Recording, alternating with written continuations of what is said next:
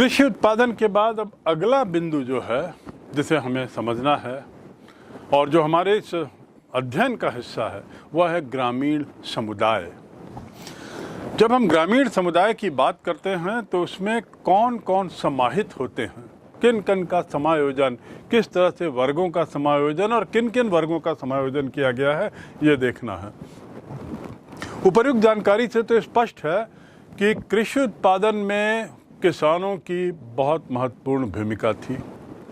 अभी तक जो हमने बात पढ़ी सतत रूप से ये स्पष्ट हो रहा है, दृष्टिगोचर है कि किसान तत्कालीन समाज का एक महत्वपूर्ण अंग थे और वे किसान जो गांव में रहते थे और 85% जनता गांव में रहती थी। क्योंकि किसानों की इसमें बहुत पर्याप्त भागीदारी थी, इसलिए उत्पादन भी बहुत होता था, पर्याप्त उत्पादन दिखता था और मुगल कालीन समाज में कृषि संबंधों पर उनका क्या असर पड़ता था, ये हमको थोड़ा पढ़ना होगा। जो लोग इतने अच्छे उत्पादक थे, ऐसे लोगों का समाज में क्या असर था और इसलिए खेती के विस्तार से जुड़े लोगों का अध्ययन भी जरूरी है। जो किसान यदि इतनी बड़े प्रतिशत में थे और यदि इतना उत्पादन करते थे तो समाज में उनका स्तर क्या था, समाज उनको कहाँ आंकता था, इसको भी हमें थोड़ा समझना होगा। और उसके साथ ही खेती का जो विस्तार हम देख रहे हैं सतत रूप से, इस विस्तार में जिन लोगों का योगदान था वे भी समाज में कहाँ बैठते थे, ये भी थोड़ा जानना जरूरी है। इन लोगों के बीच के रिश्ते, चाहे किसान का जमींदारों के साथ, अन्य वर्गों के साथ, इनके बीच के झगड़े, इनका भी थोड़ा सा हमको अध्ययन करना जरूरी है, थोड़ा हमको इन पे गौर करना है। हम जानते हैं कि किसान व्यक्तिगत रूप से भूमि के स्वामी थे, ये तो हमने पहले ही जान लिया है कि किसानों को राजा ने व्यक्तिगत स्वामी माना था, सामूहिक जिम्मेदारी नहीं थी। उस हद तक किसानों की इज्जत थी क्योंकि वे भूस्वामी थे। लेकिन दूसरा सवाल जहाँ तक ये बात है, तो ये जो व्यवस्था थी ग्रामीणों की, एक तरीके से कृषि समुदाय ग्रामीण समुदाय का ही एक हिस्सा हो गया था। दूसरे शब्दों में कि उनके सामाजिक अस्तित्व का जहाँ तक सवाल है, वे कई मायनों में ग्रामीण समुदाय का एक अस्तित्व बने हुए थे और उसका एक हिस्सा बने हुए थे। इस ग्रामीण कृषक समुदाय के 3 घटक थे। ग्रामीण कृषक समुदाय के 3 हिस्से माने जा सकते हैं। पहला, खेतीहर किसान, दूसरा पंचायत और तीसरा गांव का मुखिया, ग्राम मुखिया, या जिसे मुकद्दम या मंडल भी कहा जाता था। ये जो 3 घटक थे, जो 3 भाग थे, ये मिलकर एक तरीके से ग्रामीण समुदाय बनाते थे, जिसका किसान समुदाय एक महत्वपूर्ण अंग हुआ करता था। जाति और ग्रामीण परिवेश की यदि बात करें तो जातियों का उस काल में भी एक बहुत महत्वपूर्ण रोल था। चाहे वे व्यावसायिक रूप से किसी भी एक क्षेत्र में क्यों न हो, जाति की विभिन्नता उनके व्यावसायिक समाज में भी बनी हुई थी। तो जाति और ग्रामीण परिवेश में जातीय भेदभाव के कारण कई समूह बने हुए थे और इसके बटे होने के कई कारण भी थे, कई परिणाम भी थे। किसान स्वयं भी कई समूह में बट गए थे क्योंकि जाति आधार वहां भी काम आ रहा था। 20% समाज के 20% लोग निम्न वर्ग के थे, जिन्हें सवर्ण या उच्च वर्ग के लोग, जिन्हें शूद्र विशेष कहते थे, शूद्र कहते थे, ऐसे लोगों की संख्या 20% थी। किसान लोगों को एक तरीके से इसमें बांटकर ऐसी कोशिश की गई थी कि इनके संबंधों का निर्धारण जाति के आधार पर ही होगा। दूसरे शब्दों में, आर्थिक संबंधों का, इनके सामाजिक संबंधों का निर्धारण करते समय भी जाति एक बहुत महत्वपूर्ण रोल अदा करती थी, एक महत्वपूर्ण खेल खेलती थी। किसान यद्यपि अपने व्यावसायिक स्तर पर एक थे, लेकिन उसमें भी खेतीहर किसान थे और वे संभवतः निम्न श्रेणी के थे। निम्न श्रेणी का होने के नाते उनको तुच्छ दृष्टि से देखा जाता था, निम्न दृष्टि से देखा जाता था, और इस तरह के भेदभाव ने किसानों को बांट दिया था। और ये किसानों को बांटने की जो व्यवस्था थी, किसानों को बांटने का जो प्रयास था, यह भी शायद उच्च वर्ग के द्वारा किया गया एक जानबूझ का प्रयास था। पर्याप्त कृषि भूमि होते हुए भी ऐसे बहुत से लोग थे जिन्हें निम्न कार्य जिनसे करवाए जाते थे, लेकिन भूमि नहीं दी जाती थी। यदि चाहते तो उच्च वर्ग के लोग इतनी ज़्यादा भूमि होने पर निम्न वर्ग के लोगों को भूमि स्वामित्व दे सकते थे या किसी तरह की इस पर मनाही ना करते, लेकिन ऐसा नहीं था। पर्याप्त भूमि होने के बावजूद इस 20% निम्न श्रेणी के तथाकथित, जिनको निम्न श्रेणी का शूद्र कहा गया, इन लोगों से तथाकथित जिन्हें वे निम्न काम कहते थे, उनसे वे करवाए जाते थे। तो इस प्रकार जो ग्रामीण समुदाय और उसके ग्रामीण परिवेश की हम बात करें तो उसमें समाज कई हिस्सों में बटा हुआ था। कृषि समाज भी स्वयं कई विभाजित था और जाति इस विभाजन का मुख्य आधार हुआ करती थी। उदाहरण के लिए, जाति और ग्रामीण परिवेश के मामले में खेतों की जो जुताई का काम था, वे अधिकतर ऐसे लोगों से करवाया जाता था जो सवर्ण हिंदुओं के द्वारा जिन्हें निम्न समझा जाता था। जुताई का काम, खेतों की जुताई का काम सवर्ण हिंदू निम्न वर्ग के लोगों से करवाया करते थे, या जिन्हें वे निम्न समझते थे, क्योंकि उन्हें यह कार्य भी निम्न लगता था। या वो खेतों में जो लोग मजदूरी करते थे, तो मजदूरों और निम्न जाति के लोगों से सवर्ण के द्वारा जुताई करवाई जाती थी। ये तो जाति भेदभाव का परिणाम था, जिसके कारण आर्थिक संसाधन उनके पास नहीं होते थे। किनके पास? इन मजदूरों के पास, निम्न वर्ग के लोगों के पास। और ये आर्थिक संसाधन नहीं होने के कारण ये लोग मजदूरी करते थे। परिणाम स्वरूप ये गांव का एक बहुत बड़ा समुदाय, एक बहुत बड़ा तबका ऐसा हुआ करता था कि जो विवशता पूर्वक दरिद्रता का जीवन व्यतीत करते थे।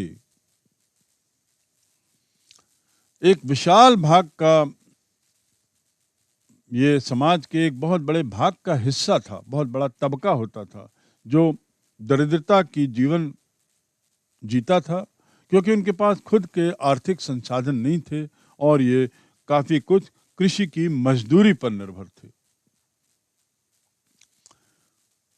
उच्च जाति के हिंदू शूद्रों से घृणा करते थे। ये ग्रामीण परिवेश की बात चल रही है, इस बात को आप बार बार ख्याल रखें। और वहां पर भी ये जाति प्रथा में ऊंच नीच की भावना तत्कालीन शासन में, तत्कालीन समाज में थी।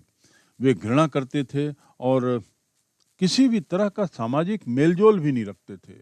उन्हें अपने किसी कार्यों में, उन्हें अपने किसी अनुष्ठानों में, उन्हें अपने किसी समारोहों में शामिल नहीं किया जाता था, नहीं करते थे, क्योंकि वे सवर्णों की नज़र में निम्न थे और उनका जो दायरा था इन निम्न वर्ग के लोगों का, वह केवल मजदूरी तक ही था या आवश्यकतानुसार उनका उपयोग करने तक सीमित था। ऐसे कुछ कार्य थे जो सवर्ण नहीं करते थे, नहीं करना चाहते थे। वहां निम्न वर्ग के व्यक्तियों के माध्यम से कार्य कराया जाने में इन सवर्णों को किसी तरह की अड़चन नहीं थी। हिंदुओं के संपर्क में जब ये मुस्लिम समाज आया तो वहाँ भी जाति भेद पैदा होने लगे। यानी हिंदू व्यवस्था का असर बाहर से आई हुई इस्लामिक मुस्लिम व्यवस्था पर भी पड़ने लगा और ये जाति प्रथा भारत में इतनी मजबूत हो चुकी थी, इतनी मजबूत थी उस समय कि उसका असर नई वर्ग व्यवस्था, नए समाज पर, जो इस्लामिक समाज था, उसमें भी होने लगा। वहाँ भी जाति भेद पैदा होने लगे और निम्न जाति के मुसलमानों का वही हाल था जो निम्न जाति के हिंदुओं का, यानी तंगहाली और गरीबी। तो इस प्रकार मुसलमानों में भी वर्गीकरण होने लगा था। शासकीय वर्ग और मजदूर वर्ग या निम्न वर्ग का वो तबका जो आर्थिक रूप से विपन्न था, यह मुसलमानों में भी पाया जाने लगा। ना तो उच्च जाति के मुसलमानों की बस्तियों में रह सकते थे वे लोग और न ही उनके साथ किसी तरह के सामाजिक संबंध रख सकते थे। यानी वही स्थितियां थी कमोबेश जो हिंदू वर्गीकरण में देखी जाती थी, पढ़ी जाती थी। मुस्लिम में भी यही प्रथा चल पड़ी। यदि उदाहरण की बात करें तो मुस्लिम समुदायों में हलाल खोर का कार्य करने वाले लोग गांव की सीमा से बाहर रहते थे। यानी हलाली का जो काम करते थे उन्हें निम्न वर्ग का घृणा की दृष्टि से देखा जाता था और निम्न वर्ग के हिंदुओं की तरह उनकी भी सीमा बना दी गई थी और ये लोग इस सीमा के बाहर रहते थे। इसी तरह बिहार में मल्लाह जादाओं को निम्न जाति समझा जाता था। मल्लाह जादा क्या? जो लोग नाव चलाने का काम करते थे, मल्लाह थे। इन्हें भी बिहार में निम्न जाति का माना जाता था। इनकी स्थिति भी दास जैसी होती थी, यानी गुलाम की तरह इनके साथ बर्ताव होता था। इन निम्न जाति से संबंधित लोग, चाहे वे हिंदू हों चाहे मुसलमान, उनको अब हम समझ सकते हैं समाज में किसी भी तरह का सम्मान नहीं था और आर्थिक स्थिति तो अच्छी थी ही नहीं। सच्चाई तो यह है कि जिनकी आर्थिक स्थिति अच्छी होगी उनका समाज में स्थान भी अच्छा होगा और यदि इनकी आर्थिक स्थिति अच्छी नहीं थी तो उसका एक कारण था कि सवर्ण चाहते भी थे कि ये लोग आर्थिक रूप से संपन्न ना होकर के विपन्न ही रहें ताकि ये निम्न जाति के ही बने रहें और ऐसे कार्य करें, ऐसे कार्य करवाए जा सके इनसे जिसे सवर्ण लोगों से नहीं किया जाता था। ऐसा मालूम होता है कि मध्यकालीन भारतीय समाज में जाति, गरीबी और सामाजिक स्तर के बीच एक प्रत्यक्ष संबंध था। ऊंची जाति हो तो ऊंचा सम्मान, ऊंचा सम्मान है तो सामाजिक स्टेटस भी आपका अच्छा रहेगा, आर्थिक रूप से भी आप अमीर रहेंगे। यदि आप गरीब हैं तो आप निम्न जाति के हो जाएंगे, आर्थिक रूप से विपन्न रहेंगे, दरिद्र रहेंगे, कंगाल रहेंगे और दास जैसी स्थिति रहेगी, समाज से बाहर रहेंगे, गांव से बाहर रहेंगे, आदि आदि। तो हम कह सकते हैं कि उस समय के समाज में जाति, गरीबी और सामाजिक स्तर, इनमें एक बराबर संबंध था, प्रत्यक्ष संबंध था। यदि गांव में भिन्न भिन्न जातियों और संप्रदायों का प्रतिनिधित्व होता था किंतु उनमें छोटे मोटे काम करने वाले खेतीहर मजदूरों को कोई प्रतिनिधित्व नहीं दिया जाता था। ये स्थिति यकीनन उस समय थी कि जो पंचायतें होती थी, गांव की जो समिति होती थी, जो गांव का प्रशासन देखती थी, उसमें उन सभी तबकों का प्रतिनिधित्व था जो आर्थिक रूप से संपन्न थे और यदि आर्थिक रूप से संपन्न थे इसका मतलब वे उच्च वर्ग के थे और यदि उच्च वर्ग के थे इसका मतलब समाज में प्रतिष्ठित थे। पर निम्न वर्ग के लोगों का जो छोटे मोटे काम करते थे, खेतीहर मजदूर थे, उन्हें शायद प्रतिनिधित्व नहीं मिलता था, उनका कोई रिप्रेजेंटेशन नहीं होता था। इसलिए हम कह सकते हैं और स्पष्ट रूप से कह सकते हैं कि तत्कालीन कृषक समाज में सामाजिक और आर्थिक संबंधों का निर्धारण जाति के द्वारा किया जाता था। यानी जाति कृषि व्यवस्था पर भी हावी थी और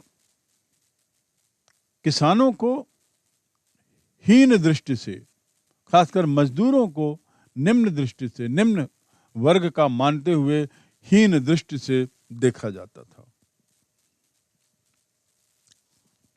जाति और ग्रामीण परिवेश में निम्न वर्ग के लोगों की बात करने के बाद अब थोड़ा हम मुड़ते हैं मध्यम वर्गीय किसान परिवारों की ओर।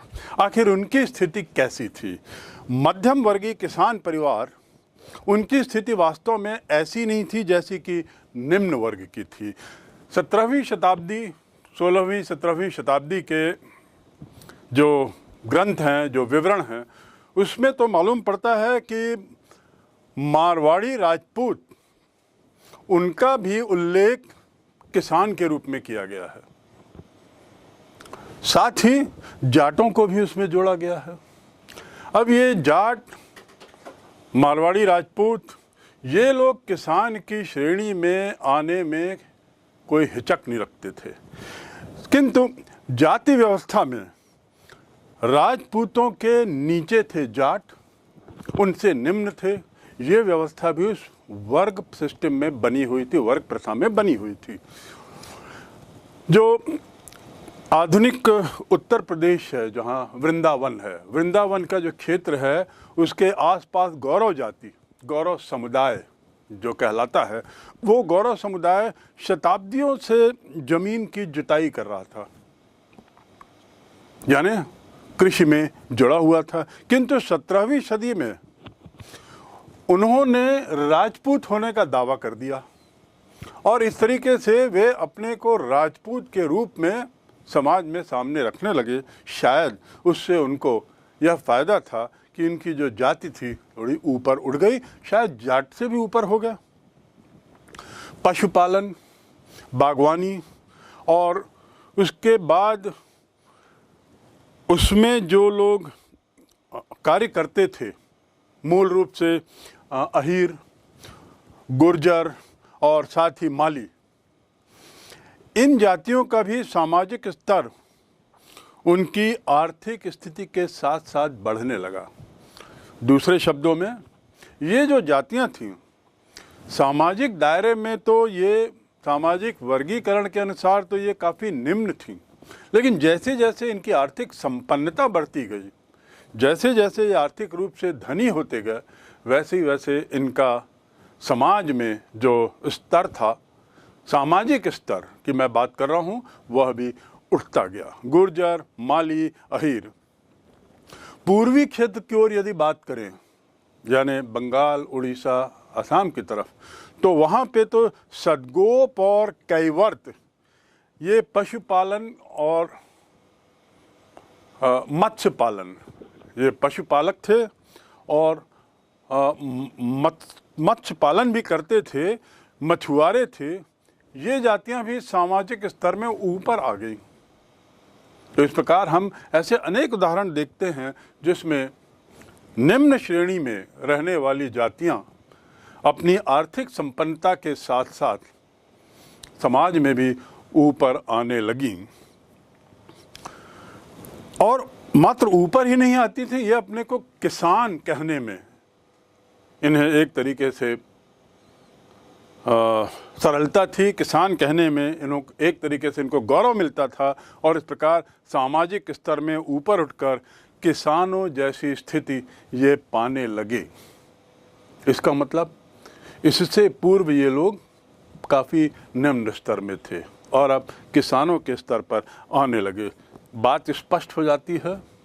इससे ये बात बड़ी स्पष्ट है कि मध्यकालीन कृषि समाज में सामाजिक और आर्थिक संबंधों का निर्धारण जब होता था तो उसमें जाति एक बहुत महत्वपूर्ण रोल अदा करती थी।